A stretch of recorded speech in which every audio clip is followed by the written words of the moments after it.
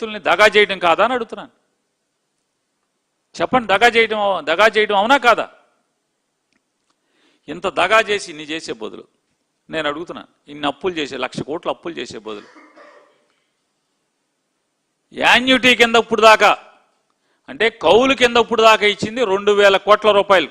కౌలు కింద ఇచ్చింది 2,000 కోట్ల రూపాయలు కౌలు కింద ఇచ్చాం ఇక్కడ అమరావతిలో రైతులకి. అక్కడ పనిచేసేటువంటి పొలం లేని కూలీలకి సుమారుగా 800 కోట్ల చిల్లర పెన్షన్లు ఇవ్వడం జరిగింది. వారికి పెన్షన్ల కింద అంటే భోజనం పని లేదు, పని లేకపోవటం వల్ల మృతి కింద 800 కోట్ల రూపాయలు ఇచ్చారు ఇప్పుడు దాకా రాష్ట్ర ప్రభుత్వం. జగన్మోహన్ రెడ్డి గారు 700 చిల్లర ఇచ్చారు కౌలు కింద. చంద్రబాబు నాయుడు గారు ఒక 600 చిల్లర ఇచ్చారు, 500 చిల్లర ఇచ్చారు ఫస్ట్ 2 ఏళ్ళు, ఆ 2 టర్ములు. ఇప్పుడు మిగతాది జరిగింది. మొత్తం వెరసి 2,800 చిల్లర 2,900 కోట్ల రూపాయలు కౌలు కింద పెన్షన్ల కింద రాష్ట్ర ప్రభుత్వ ఖజానా నుంచి రాష్ట్ర ప్రజల జేబులోంచి వెళ్తాం జరిగింది. ఇదేది లోను కాదు, అమరావతి కాదు, సెల్ఫ్ సస్టైన్ కాదు. అమరావతి పూర్తయ్యేంత వరకు కూడా ఈ డబ్బులు కట్టాలి, కౌలు కట్టాలి. వీటన్నిటికీ బదులు నేను అడుగుతున్నా, ప్రజలను కూడా అర్థం చేసుకోమని చెప్తున్నా. నిజంగా గనక చంద్రబాబు నాయుడు గారు ఏం చెప్పారు, మా దగ్గర 6,000 చిల్లర గజాలు ఉన్నాయి, ఇప్పుడు ఒక 1,200 గజాలు బయటికి అమ్మామని చెప్తున్నారు కదా. అంటే వెరస ఎంత? 7,500 గజాలు, అంటే 7,500 ఎకరాలు. అంటే 6,200 ఎకరాలు ఒకటి, 1,200 ఎకరాలు ఒకటి, అంటే సుమారుగా 7,500 ఎకరాలు, 7,400, 7,300, 400 అనుకోండి. దాని బదులు ఇవాళ రైతులను ఏడిపించి వాళ్ళని పూలింగ్ తీసుకునే బదులు ఇక్కడి నుంచి రోడ్డు వేసుకుని, ఉండవల్లి దగ్గర నుంచి రోడ్డు వేసుకుని కృష్ణాయపాలెం దాటిని కాంచి ఎక్కడి నుంచో పెట్టుకుంటే రాజధాని మీరు నిజంగా అక్కడే పెట్టాలి, పెట్టండి. 15,000 ఎకరాలు అనుకోండి,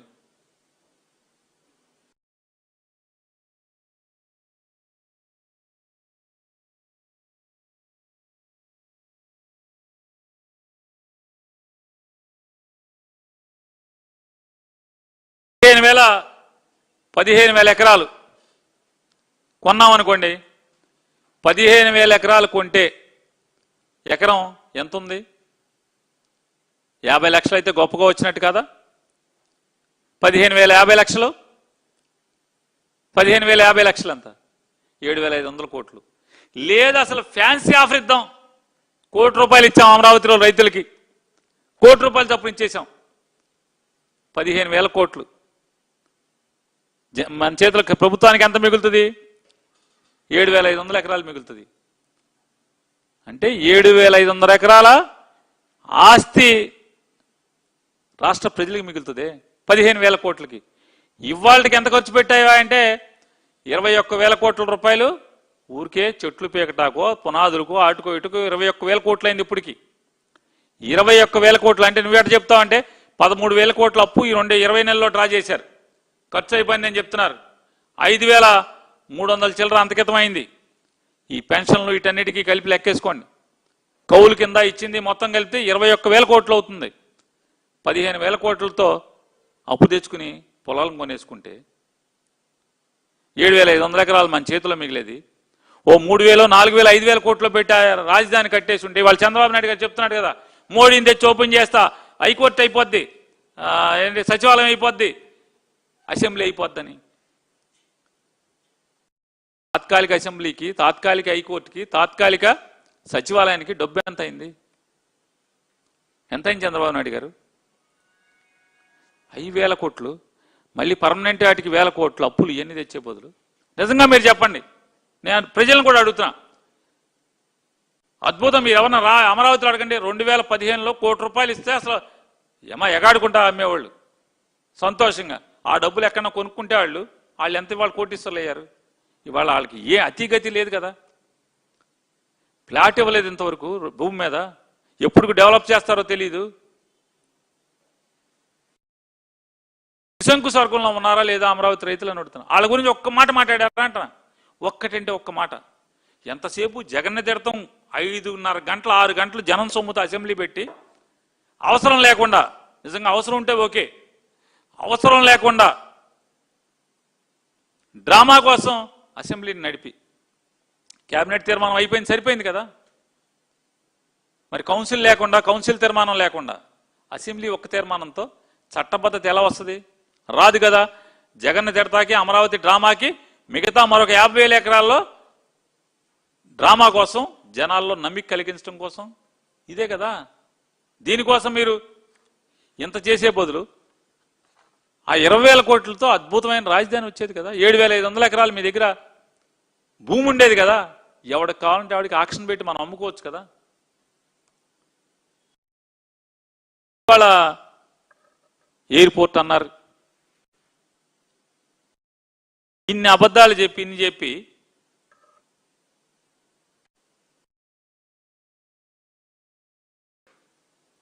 నేను ఇంకోటి కూడా ఆయన వారు ఏం చెప్పారంటే, ఎవరు కాదు వేరే ఎవరో చాలామంది 40 మంది మాట్లాడారు కదా, జగన్ అమరావతికి అన్యాయం చేశాడండి. అసలు అమరావతికి న్యాయం చేసింది ఎవరు? జగన్మోహన్ రెడ్డి కాకపోతే న్యాయం చేసిందే జగన్మోహన్ రెడ్డి గారు. అమరావతికి వెస్టర్న్ బైపాస్ లోపలికి తీసుకొచ్చి దాన్ని డెవలప్ చేసినాడు. దారి తెన్ను లేకుండా ఉన్నటువంటి అమరావతికి గుంటూరుని విజయవాడని కలుపుతూ మధ్యలోంచి నేషనల్ హైవే మన 4 లైన్ రోడ్డును తీసుకెళ్ళింది ఎవరు? దాని విలువ పెంచింది ఎవరు? జగన్మోహన్ రెడ్డి గారు. జగన్మోహన్ రెడ్డి గారికి అమరావతి మీద కక్ష ఉంటే ఆయన తాడేపల్లి ఇల్లు ఎందుకు కట్టుకుంటాడు పర్మనెంట్గా? ఎంత ఖర్చు అవుద్ది? ఎకరంలో ఇల్లు కట్టుకున్నాడు ఆయన. ఇక మీరు తాడేపల్లి ప్యాలెస్ అంటున్నారు కదా, చంద్రబాబుకి ఏమన్నా వచ్చింది ఇక్కడ? లింగమ్మనేందో తెలియదు, గవర్నమెంట్తో తెలియదు, ఎవరిదో చంద్రబాబుతో తెలియదు. చంద్రబాబు నాయుడు భార్య ఏమో మేము అద్దె కడుతున్నామంటది, లింగమనేని రమేష్ నేను గవర్నమెంట్కి ఇచ్చేసానంటాడు. చంద్రబాబు నాయుడు ఏమో ఏదో చెప్తాడు. ఆ ఇల్లు తప్పితే ఏది ఇవాళ?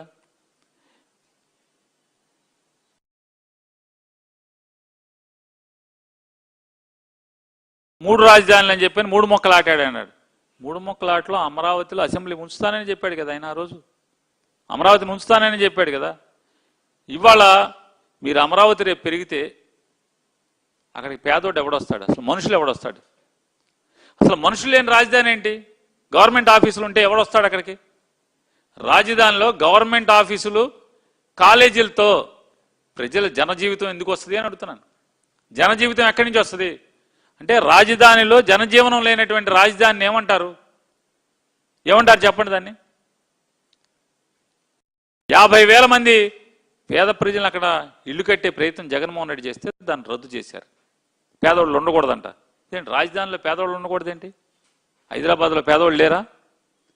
పేదవాళ్ళు లేకపోతే సర్వీస్ సెక్టర్ ఎక్కడి నుంచి వస్తుంది అని అడుగుతున్నాను. పేదవాళ్ళు రాజధానిలో లేకపోతే సర్వీస్ సెక్టర్ ఎక్కడి నుంచి డెవలప్ అవుతుంది? రాజధాని ఎక్కడ డెవలప్ అవుతుంది? అసలు ఫైనాన్స్ ఇంజిన్లు వెయ్యి అంటున్నాను. అమరావతిలో నువ్వు ఏం కేటాయించావు? ఒక్క ఫైనాన్స్ ఇంజిన్ కంపెనీ ఏముంది? మొత్తం తీసుకెళ్ళి అయ్యేమో వైజాగ్లో పెడతావా? ఇక్కడ ఒక సాఫ్ట్వేర్ కంపెనీకి ఇవ్వా? ఇక్కడ అంటే పట్టు మనకు 1000 మంది ఆఫీస్కి వచ్చేటువంటి ఆఫీసే ఇక్కడ లేకపోతే, ఆర్బీఐకి ఇచ్చాండు. ఆర్బీఐలో ఎంతమంది ఉంటారు? ఆర్బీఐ రీజనల్ ఆఫీసులో ఎంతమంది ఉంటారు? అక్కడ స్టేట్ బ్యాంక్ రీజనల్ ఆఫీసు ఎంతమంది ఉంటారు? ఎవడుంటాడు ఆఫీసులో? ఎవడొస్తాడు? ఎవడెళ్తాడు? కనీసం డబ్బులు డ్రా చేయడానికి కూడా ఉండదు కదా వాటిల్లో, రీజనల్ ఆఫీసులో. అంటే ఇది పచ్చి మోసం, దగా కాదా అంటున్నాను. అక్కడ ప్రజలు కట్టుకుంటానికి అవకాశాలు ఉండవు, సామాన్యులు రావటానికి అవకాశం ఉండదు. మీ డిప్యూటీ సీఎం గారు చెప్పాడు ఈ మాట. అవన్నీ రద్దు చేశారు. జగన్ ఇచ్చిన మొత్తం రద్దు చేశారు. నిజంగా జగన్మోహన్ రెడ్డి గారు ఆ 50,000 ఇళ్ళు నిర్మాణం జరిగితే ఎంతమంది జనం వచ్చేవాళ్ళు? అక్కడ కడకళ్ళాడుతూ ఉండేది కదా. దాంట్లోంచి రోడ్డు తీసుకొచ్చాడు. జగన్ ఉండగా 780 కోట్ల రూపాయలు కౌలు ఇచ్చాడు రైతులకి. వెస్టర్న్ బైపాస్ దాంట్లోంచి తీసుకెళ్ళడం జరిగింది. ఏమీ చేయలేదంటారు. ఏమి చేయలేదంటే జగన్ భయపడిందేంటి? మొత్తం రాజధానిలో మీరు ఎస్టిమేట్ చేసింది 1,00,000 కోట్లకి, మీరు ఖర్చు పెట్టింది 3,000 చిల్లర కోట్లు, అంటే -5%. -5% ఖర్చు పెట్టారు. అక్కడ ఏమీ కనపడతలేదు, అన్ని తాత్కాలికం ఉన్నాయి. ఈ రాబోయేటువంటి 1,00,000, 2 లక్షల కోట్ల రూపాయల్లో 2 లక్షల కోట్ల రూపాయలు మీదకెత్తుకుంటే ఈ రాష్ట్రం పరిస్థితి ఏంటి? రాష్ట్రంలోని మొత్తం ప్రతి పిల్లోడు, చిన్న పసిపిల్లోడి దగ్గర నుంచి ముసలోడి వరకు అందరూ ఈ అప్పు భారం వాళ్ళ మీద పడుతుంది కదా. అందుకోసమే వైజాగ్లో ప్రయత్నం చేద్దాం అనుకున్నాం. ఆ రోజే కనుక మీరు నిజంగానే 2019లోపే ఇక్కడ ఒక 50,000 కోట్లు ఖర్చు పెట్టేస్తున్నారని